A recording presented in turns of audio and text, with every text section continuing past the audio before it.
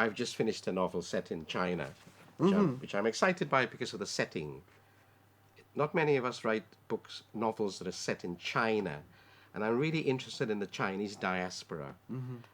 Partly because my great aunt, Auntie Rini Chin, was Chinese, and there's so many Guyanese who have Chinese ancestry. I remember Raphael Trotman, the former speaker, telling me if ever I'm in Xiamen, can I check out his grandfather, great grandfather, who's Mr. Po, I think, and Elizabeth Harper, our foreign who works in the foreign ministry here, telling me that she had if I remember rightly, a grandmother who was Chinese, and Carolyn Rodriguez, when she came to China, said that she wished she had time to look for her two great uncles who were Chinese. So we have these, I am fascinated by China and the Chinese diaspora. You're talking about China so much. There was another book on the short list, Red Hibiscus by Chinese Scott. Scott, yeah, sure. Scott. Yeah. Foreigners, if they want to know your country, they read books, sometimes non-fiction, sometimes fiction. If you want to know about London in the 19th century, you go and read Charles Dickens. If you want to know about the Lake District in the 19th century, you go and read Wordsworth. Every part of England, I'm just talking about England now, is mapped out by writers. So you associate that place with that writer, you associate that place with that writer, you associate Coventry with I can't remember who now, but with Philip Larkin, and so on.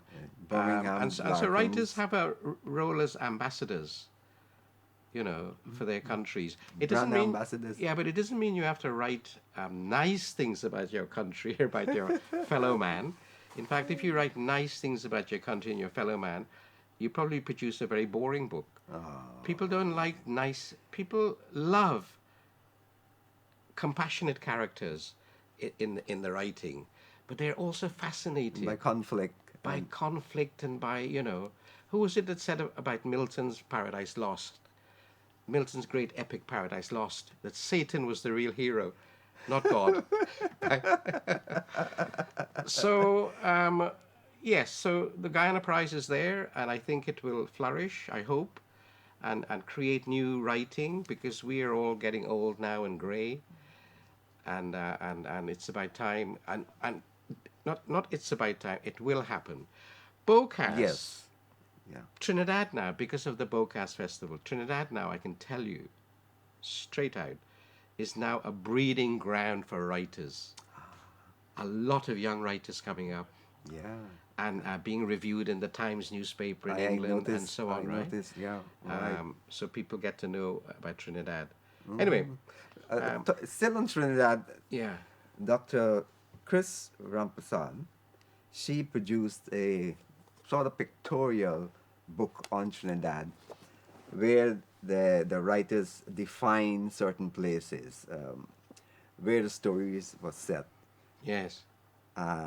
She had the house, buildings, whatever it is, the setting, the name of the writer, the story, and things like that. Really pretty, something to do, something to think about to do for Guyana itself. And you were saying something just when I cut you. You're telling me I should do that book? No, I'm not saying that. You've got too much work. No, somebody could do that book. Yeah. I'm apart from polishing up my new novel, which will take a lot of polish and editing. This is only a first draft. That takes months to get it prepared for publication. Could we get a peep into it? No. I don't have it on me, I mean, I can just tell you that it's set at the beginning of the First World War, and it's about Chinese migration. It's about the Chinese life in China, in a village, and migration to Guyana. Migration to Guyana. So there's a connection. There's a connection. Oh yes. I bring some of the Chinese characters to Guyana, and so it's set in China and Guyana, mostly in China, because I thought to respect the Chinese, and they deserve respect. Because don't forget, let me just tell you one little thing about China, which is awesome. From 1980 to today, 40 years, China has catapulted itself from being a backward country economically, always on the verge of starvation, to being the second largest economy in the world. Yeah. In 40 We know years, this. lifted 750 million people out of poverty. Woo! Yeah. Out of 750 Remarkable. million people out of poverty, abject poverty. It has 60,000 villages. 75% of the Chinese live in those 600,000 villages. And in those villages, one man, one vote, or one woman, one vote. They've been working with the Carter Center. The Chinese government invited the Carter Center many, many years ago to help to supervise village elections, to collect data, to train electioneering people, and so on. So we have to, when we think of China as a communist country, which is what it is, with a centralized government, at the village level, things operate differently. China's a very complex Society. yeah. Yeah. And a lot of hot air, if you excuse the pun about the balloons. There's a lot of hot air talked about China.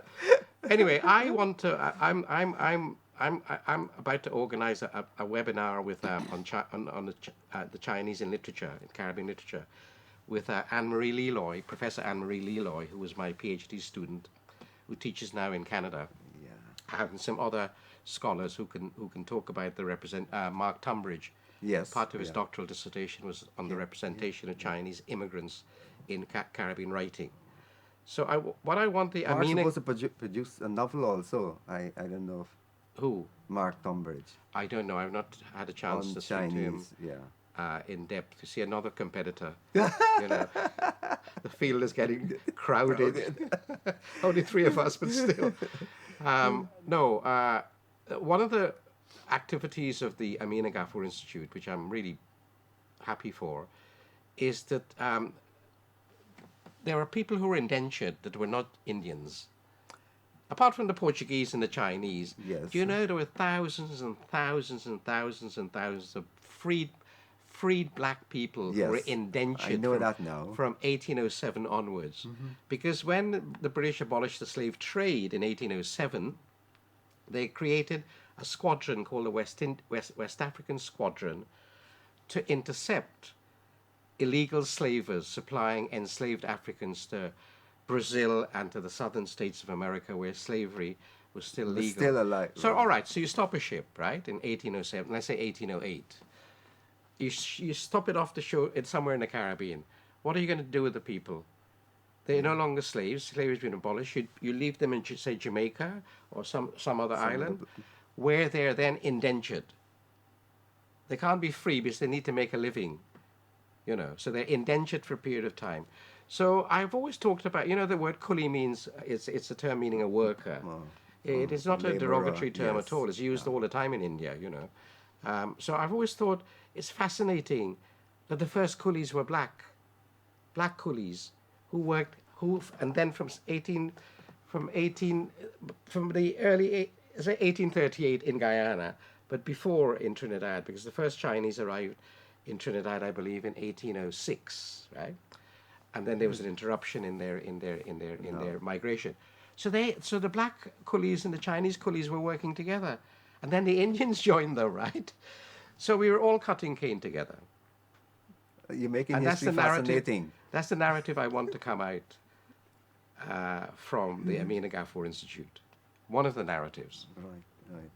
And you've got resource persons working with this institute. We've got 40-something scholars internationally Oh, on our academic advisory board. We have as honorary patrons Mahatma Gandhi's great-granddaughter, who's a senior professor of history emeritus in South Africa, Natal. We have Pat Rodney, Dr. Pat Rodney, Walter Yes. Rodney's widow. Yeah. We have Britain's leading black intellectual, public intellectual, David Olusoga, who came to Guyana with me to make a film on indentureship, and we did a couple of radio programs on Guyana, the forgotten colony. The website has the largest, most comprehensive bibliography in the world in existence on indentureship. You know, so if you want to know anything about anything, if you need to know anything, if you want to know what book to read, what article to read, just go to the bibliography, and it'll direct you to sources of scholarship. What about tracing your ancestry? Well, Will that help? no, we're not into. That's a different. We're scholars and educators. Uh-huh. We're not into tracing ancestry. But history helps along the way. The collection of history, putting them together. Well, yes, if you read some of the articles, you will find that, say, so and so left a tiny village in Bihar to come to, say, Trinidad, some obscure village in Bihar. So you can know what part of India you came from, not you personally, but you collectively, which is Uttar Pradesh and Bihar, basically. Exactly where you come from. You have to go to India or Trinidad or maybe the National Archives to find the records. My own view, I have no sentimental desire to find out where my village is, because it'll be like any other village. It'll probably be very poor, right? So I've always been told, if you're going to look for your village, just choose the best one. Choose one with electricity and the artifacts of civilization.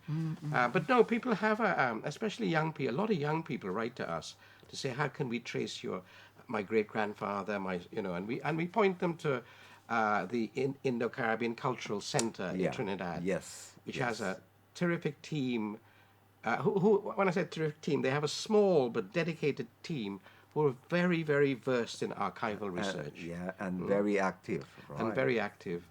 In fact, we have very regular webinars, educational webinars on indentureship with the Indo-Caribbean Cultural Center there. So that's basically how I've been keeping off the streets for the last few years. Out of mischief. Out of mischief. Yeah, very good, very good. And you're still writing, and people are still writing about you. You've got your new book set in China.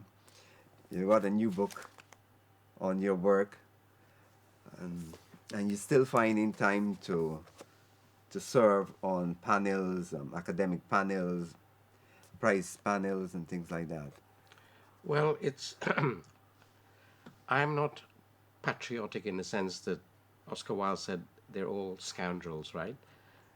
Patriots are scoundrels. They use the country. They misuse their country, many of them. But I am committed to Guyana because I spent 13 years here as a boy, and as you may know, as you know, writers are largely, or maybe if not largely, certainly significantly conditioned by their childhood. William Wordsworth said, "The child is father of the man."